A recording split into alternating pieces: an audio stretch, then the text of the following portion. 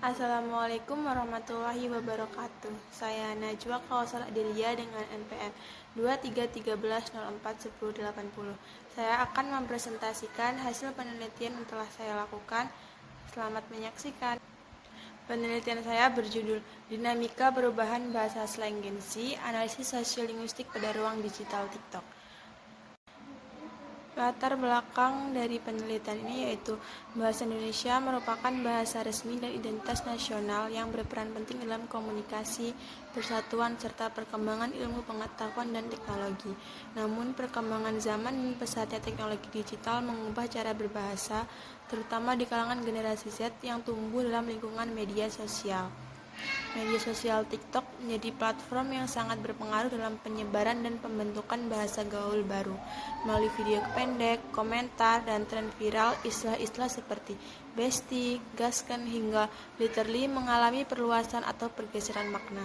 Bahasa gaul ini tidak hanya menjadi sarana ekspresi, tapi juga mencerminkan identitas, solidaritas, kelompok, dan gaya hidup Gen Z. Meskipun menawarkan kreativitas dan interaksi sosial, fenomena ini menimbulkan kekhawatiran terhadap menurunnya penggunaan bahasa Indonesia yang baik dan benar. Oleh karena itu, kajian sosiolinguistik diperlukan untuk memahami dinamika perubahan bahasa, peran TikTok sebagai agen perubahan linguistik, serta dampaknya terhadap perkembangan bahasa Indonesia. Selain itu, penelitian sebelumnya pada generasi Z menunjukkan bahwa bahasa berperan penting dalam pembentukan karakter, terutama di tengah derasnya arus teknologi dan dualisme bahasa. Hal ini menegaskan pentingnya menjaga keberlangsungan bahasa Indonesia agar tetap relevan sekaligus adaptif di era digital. Tujuan penelitian ini dilakukan adalah untuk mengetahui bagaimana bahasa gaul terus berkembang, terutama di era digital saat ini. Selain itu, pengaruh aplikasi TikTok sebagai platform media digital sangat signifikan dalam penyebaran dan perkembangan bahasa gaul tersebut.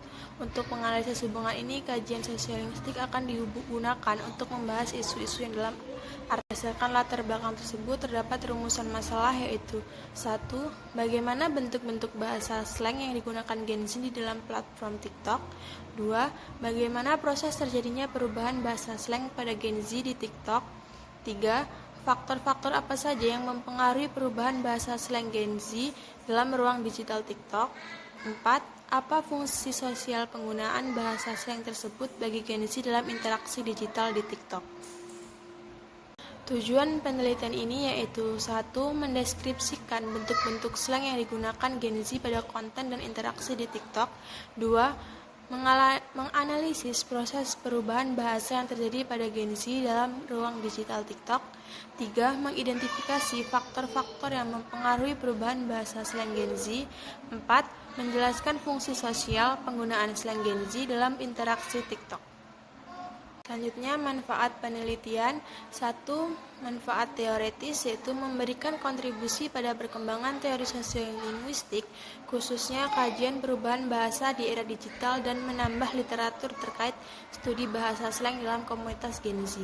Kedua, manfaat praktis yaitu 1. Bagi pendidik, memberikan pemahaman mengenai ragam bahasa peserta didik sehingga dapat mengelola pembelajaran bahasa Indonesia lebih relevan dengan konteks zaman. Kedua, bagi masyarakat umum, membantu memahami fenomena perubahan bahasa dan pengaruh media digital. Ketiga, bagi peneliti selanjutnya, dapat menjadi acuan atau rujukan dalam mengembangkan penelitian tentang bahasa slang, sosiolinguistik digital, atau fenomena kebahasaan di TikTok. Selanjutnya, bab 3, metode penelitian. Penelitian ini menggunakan pendekatan kualitatif dengan jenis penelitian pendekatan analisis wacana. Penelitian ini bertujuan untuk menggali variasi bahasa gaul yang digunakan oleh generasi Z di platform TikTok sebagai cermin dinamika bahasa dalam konteks sosial digital. Penelitian ini dilaksanakan di platform TikTok dengan perhatian khusus pada konten yang dihasilkan dan dikonsumsi oleh Gen Z. Sampel penelitian terdiri dari 10 akun pengguna TikTok yang aktif menggunakan bahasa gaul dalam video dan kolom komentar mereka. Pemilihan sampel berdasarkan teknik purposive sampling dengan kriteria usia pengguna 13-24 tahun dan konten yang mencerminkan interaksi sosial digital. Selanjutnya, lokasi dan waktu penelitian. Lokasi penelitian yaitu pada platform media sosial TikTok, khususnya pada konten, komentar, dan interaksi yang melibatkan pengguna Gen Z. 2. Waktu penelitian dilaksanakan selama penugasan berlangsung. Selanjutnya, subjek penelitian. Subjek penelitian dalam ini yaitu 1. Pengguna TikTok yang termasuk kategori Gen Z, usia 13-24 tahun. Kedua, konten kreator atau akun TikTok yang aktif menggunakan bahasa slang dalam video, caption, maupun komentar. Data dan sumber data dalam penelitian ini yaitu data 1. Bentuk-bentuk slang Gen Z pada video, caption, dan komentar di TikTok. Data 2. Perubahan bentuk dan makna slang. Sumber data yaitu 1. Video TikTok, komentar pengguna, dan fitur interaksi lainnya. Sumber data 2. Informan Gen Z sebagai pengguna aktif pada platform TikTok. Teknik pengumpulan data yaitu 1. Observasi digital, yaitu mengamati konten TikTok yang mengandung bahasa slang dan mencatat bentuk, konteks, penggunaan, dan tren. Yang kedua, dokumentasi dengan cara mengambil tangkapan layar atau screenshot, lalu mencatat catatan kata dan pengumpulan istilah slang. Yang ketiga, wawancara mendalam, yaitu dilakukan pada beberapa informan Gen Z terkait proses, fungsi, dan persepsi perubahan bahasa slang. Selanjutnya, teknik analisis data.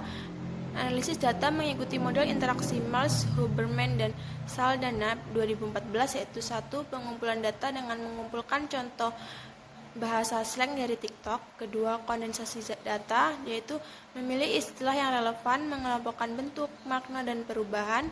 Yang ketiga, penyajian data dengan cara tabel, kategori tema, dan uraian deskriptif. Yang keempat, penarikan kesimpulan, yaitu interpretasi terkait mekanisme perubahan bahasa dan faktor sosial. Keabsahan data yaitu diperoleh dengan 1. Triangulasi sumber, yaitu berdasarkan video, komentar, dan wawancara. Yang kedua, triangulasi teknik dengan cara observasi, dokumentasi, dan wawancara. Yang ketiga, member check kepada informan untuk memastikan akurasi interpretasi. Yang keempat, yaitu PIV debriefing dengan teman sejawat atau dosen. Korpus data. Contoh salah satu korpus data yang saya dapatkan yaitu contoh kalimat, "Bestie kamu tuh toksik banget." Dalam kalimat tersebut terdapat fungsi sosial dan makna, yaitu penegasan solidaritas dan ekspresi bebas untuk mengungkapkan perasaan.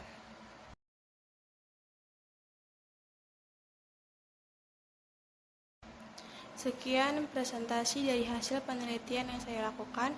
Kurang lebihnya saya mohon maaf. Saya akhiri. Wassalamualaikum warahmatullahi wabarakatuh.